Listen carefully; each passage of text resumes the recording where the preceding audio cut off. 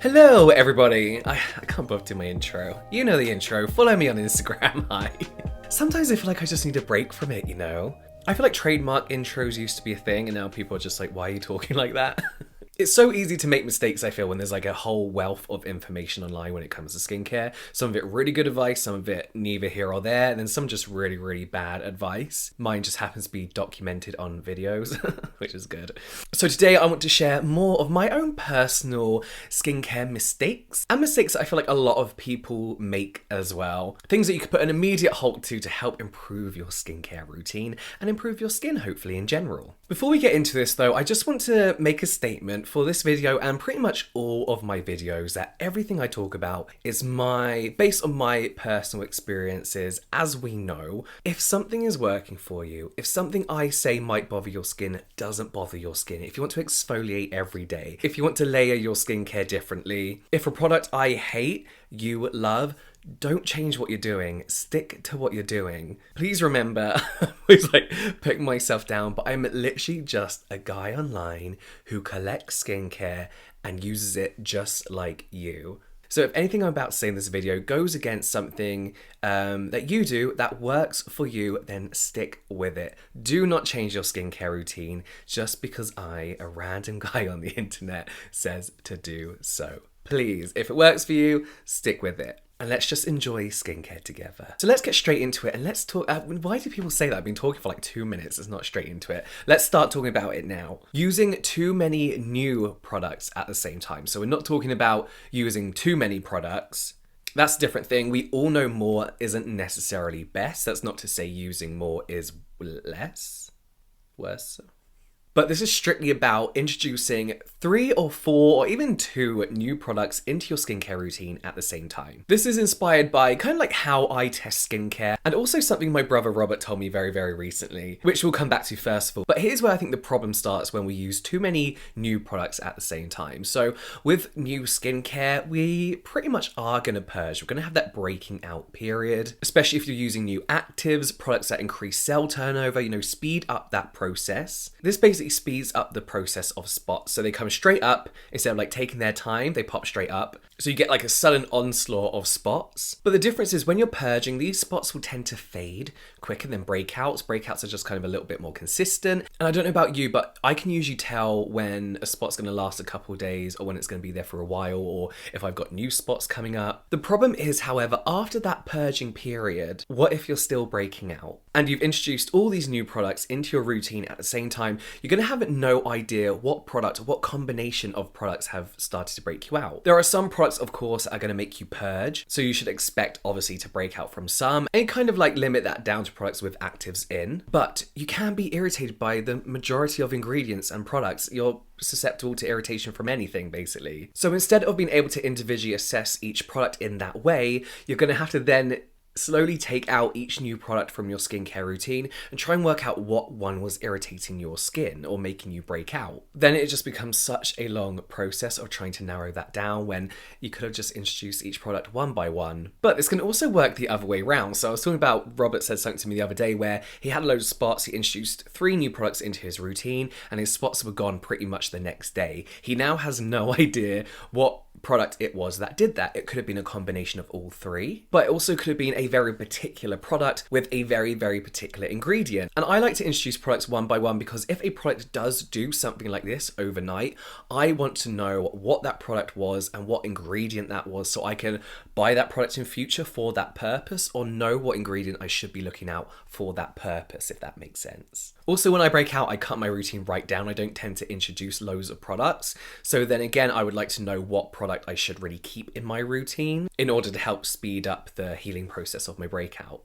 Do you get what I mean? So like, it's easier to introduce one product at a time, make sure it works with your skincare routine and for your skin so that you know what you should be using and what you shouldn't be using potentially. Let's talk about not buying products just because they are in a jar or a tub. I've been talking about this a lot recently because it's really been bothering me and I've been getting so many comments because I stick my fingers in my moisturizer all the time. I go in for a scoop, ... I tend to not double dip, but if I do, it's not a big problem, really. So I get so many comments saying this is unsanitary, bacteria is going to grow in it, all that kind of stuff. But here's the thing. A well-formulated product from a good brand that contains preservatives, most probably the vast majority of the time, would have been made with finger dipping in mind. This is what preservatives are for. This is why I like parabens in my skincare. I like preservatives in my skincare. They're always used at a safe level, what is considered safe. It's what preservatives are for. Things like finger dipping, accidentally leaving the lid off your product, exposing your skincare to really high and really low temperatures. These are all factors that most probably were part of the product stability test. Stability and challenge testing, it's called. This is where the brand takes their products and takes into consideration the product's lifestyle, I guess, like everything it could potentially go through with an average consumer, so you and I. But we must note a good brand does this. So these products are made to go through a lot of shit, finger dipping being one of the most obvious because it's pretty much how everyone uses product. My rule of thumb tends to be don't get put off by products in a tub or a jar. If they come with a spatula, use that spatula. As annoying, I find them so annoying, it's so annoying. Use that spatula or look on the back and see what preservatives are being used. I highly, highly, highly recommend and actually beg you to go and check out the EcoWells YouTube channel. They've done some amazing videos on this topic, which is actually where I got all my information from, and also an amazing product about fragrance. They have so much information over on the Instagram as well. There's such a wealth of science-led skincare information, so please, please go and check them out. Let's talk about relying on moisturizers and makeup with SPF in, with some protection factor. So I know a lot of people have talked about this, and a question I still get to this day is if makeup and moisturizers with SPF in is enough to protect you from the sun, and the answer is technically yes. It is enough if you use enough. Moisturizers and makeup, whether it's a primer, foundation, a powder, that contain SPF are regulated just like sunscreens. So despite what I used to think, they aren't any less effective at protecting you from UV rays than a sunscreen. The potential issue here is not whether it's strong enough, but if you're using enough in order to get that protection. So this is how I look at it. I actually use quite a fair bit of sunscreen on my face and neck. I use a different sunscreen on my body, and I usually cover up. So half a teaspoon is what you need of sunscreen in order to give you a sufficient coverage. Then you have to reapply that throughout the day. So I have to share this post with you by Hannah English. You need to check out her Instagram. She's a scientist, and her Instagram page is so good as far as teaching you some of the science behind skincare. But she wrote an amazing article all about exactly how much foundation with SPF you need to wear to get enough sun protection. In this picture shows the usual amount of foundation with SPF that she usually uses, and as you can see, it's not a lot at all. Bearing in mind, she would usually wear a sunscreen with this as well. Here is a picture of the recommended amount of foundation with SPF you need to wear for your face, neck, behind the ears, and ears. So this is a teaspoon, it's more than half a teaspoon. Then here are the pictures of what that looks like on your skin. As you can see, it's not the best stuff. She's definitely taken one for the team here, showing us what it looks like.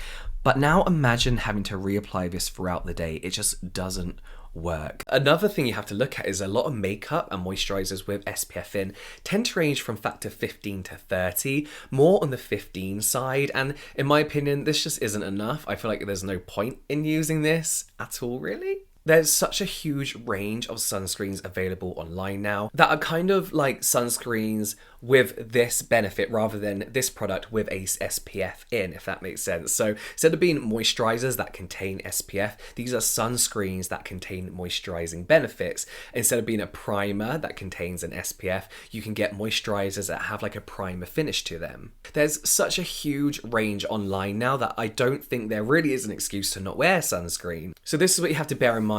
What is that product? Are you okay to keep reapplying that throughout the day? And will you be using enough of it to cover your face, neck, back, ears, everything like that? Do you put foundation on your ears? I don't know. It might look weird. So I think people make a huge mistake when they're like, oh, my makeup has SPF 15 in, it's fine, I'm going to use it.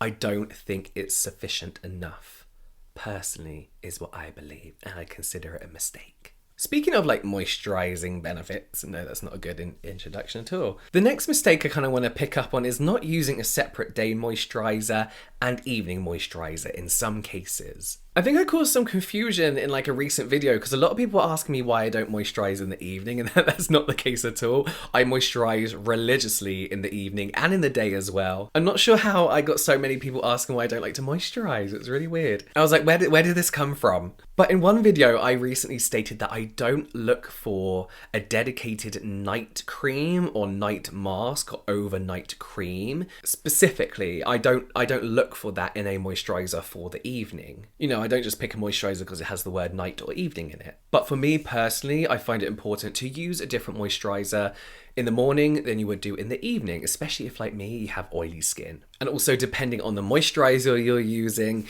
you might want to use a different moisturizer. In the morning, as I mentioned before, the morning routine is all about protection, so I cleanse a little bit, I sometimes use a toner, I will moisturize, and I'll use a sunscreen. Oh, I'll use a vitamin C serum, moisturizer, and sunscreen. But because I'm going to be layering up my sunscreen throughout the day, I like to use a nice lightweight moisturizer, one that's usually water-based, like it's got that gel texture. It goes on the skin pretty smoothly and absorbs quickly. That's what I kind of like in the morning. It's there to moisturize, I then put my sunscreen on to protect my skin. However, my evening routine is all about repairing, and a little bit of protection too, but I want something a lot thicker. I want something that's going to lock everything in and stay on my skin. You know, an occlusive heavy moisturizer. Something completely opposite to what I use in the morning. Even though there are some really nice night masks and overnight moisturizers that I've used before and I still have, you don't have to go for a night cream. I tend to find that these night creams and night masks, they bump up the price because they sound a lot more luxurious, when really all you need is a heavier, thicker, more occlusive moisturizer for the evening. If you're using something that, not necessarily oil-based, but if you're using something thicker in the morning,